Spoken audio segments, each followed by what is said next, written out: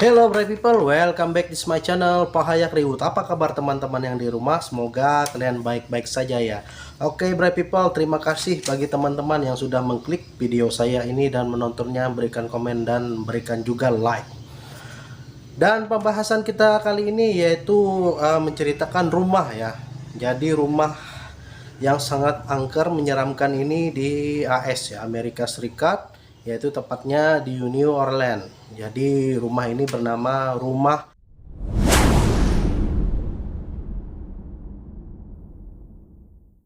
Lalaurie Mansion, tepatnya di Amerika Serikat ya teman-teman. Nah, apa yang membuat rumah ini sangat mengerikan? Nah, dia terdapat ya latar belakang sejarah rumah ini sehingga dia menjadi rumah berhantu di Amerika Serikat ya tentunya teman-teman. Nah, pemiliknya ini dulu seorang sosialita ya, teman-teman tahu sosialita itu bagaimana? Jadi sosialita itu orang yang gemar bersosialisasi ya. Jadi dia ini namanya Madame Lalaurie. Jadi Madame Lalaurie ini suka bersosialisasi, juga sering juga memberi bantuan-bantuan kepada orang-orang yang ada di sekitarnya. Seperti apa itu ya. Jadi orang-orang yang berkehidupan mewah lah contohnya. Jadi pemiliknya ini Madame Lalaurie ini, kita akan mencari tahu siapakah Madame Lalaurie.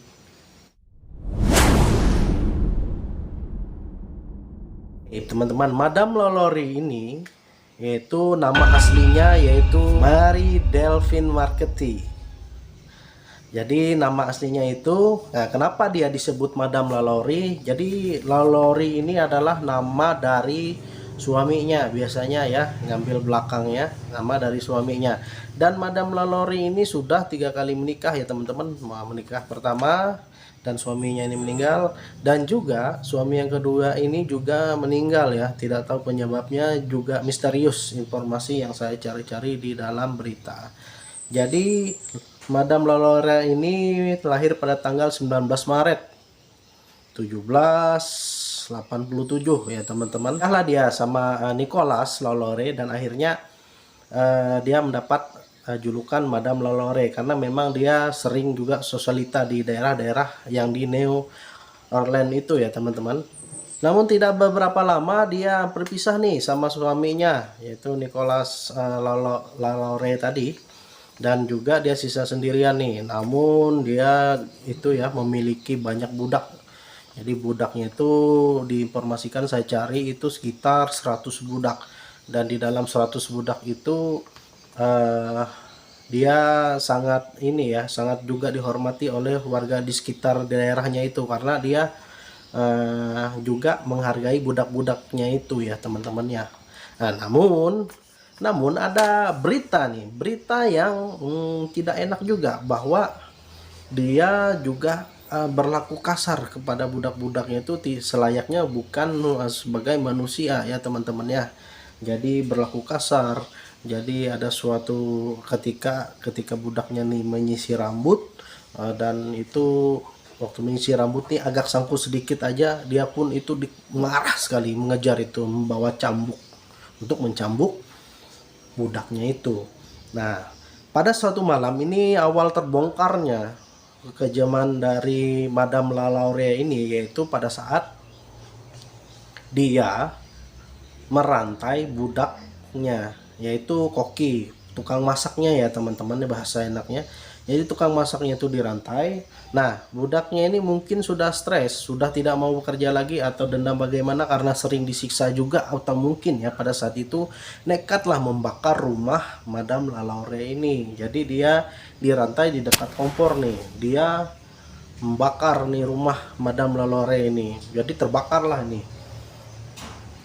Jadi saat terbakar itu Madame Lalaurie ini sudah tidak ada. Nah, warga-warga datang ya karena terpancing melihat kebakaran yang ada di rumah Madame Lalaurie ini. Jadi beberapa warga datang ke situ mendobrak, dan juga pihak keamanan mendobrak. Ternyata teman-teman, apa yang dilihat oleh para warga-warga tersebut, jadi banyak orang-orang yang diikat di situ.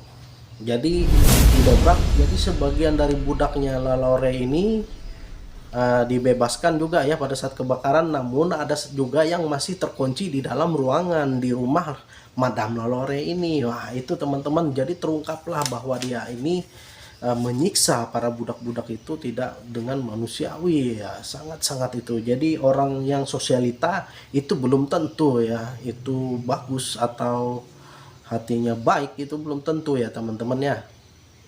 Nah, setelah itu ada satu ruangan lagi yang masih terkunci. Jadi para warga keamanan yang pada saat itu juga mendobrak nih. Ternyata teman-teman apa lebih parah lagi.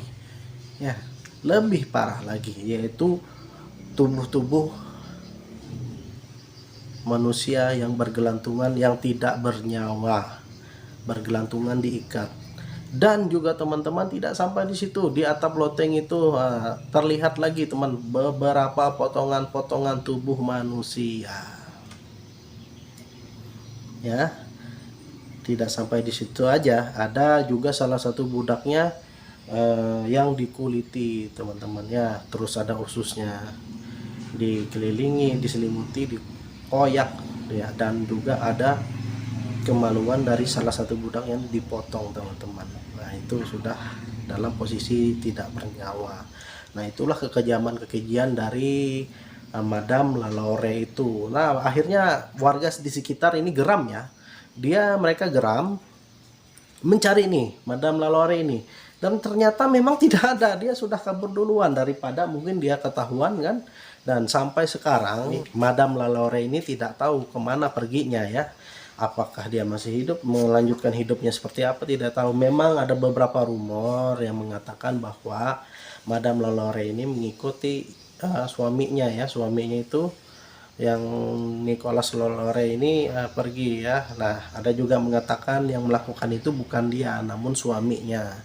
Karena mereka sering bertengkar, mungkin Madame Lalaurie tidak setuju yang dilakukan oleh suaminya, menyiksa atau eksperimen lah terhadap manusia seperti itu ya. Makanya mereka pisah. Nah, sampai di situ teman-teman ceritanya. Kenapa jadi rumah ini menjadi angker?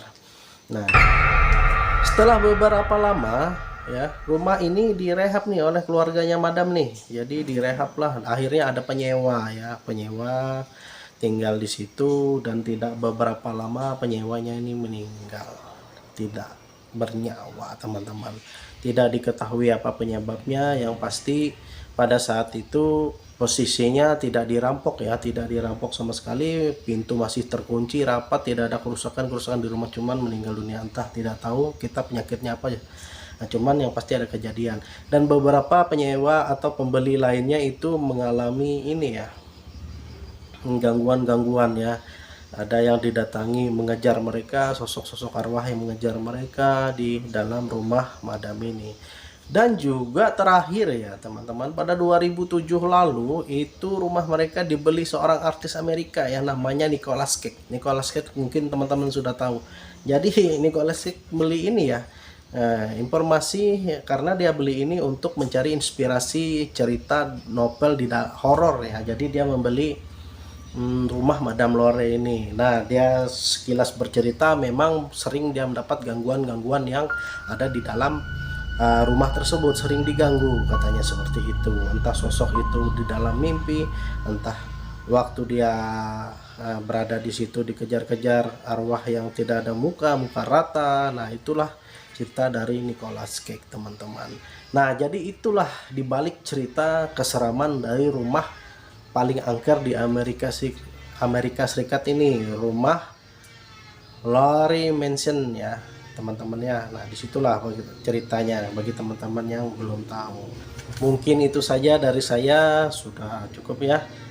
Jadi kita melihat dari sisi orang itu udah mungkin harus dari dua sisi ya, luar dan dalam. Mungkin bisa saja sosialita, namun di dalam dia kejam dan keji, itu kita tidak tahu ya teman-teman. Banyak kok yang terjadi di, contohnya di negara kita ini banyak berita-berita itu orang-orang sosialita yang memaki, yang banyak lah, intinya seperti itu. Oke teman-teman, mungkin itu saja dari saya, dari channel Payak Reward. Terima kasih teman-teman sudah menonton dan mengklik video ini. See you in the next video.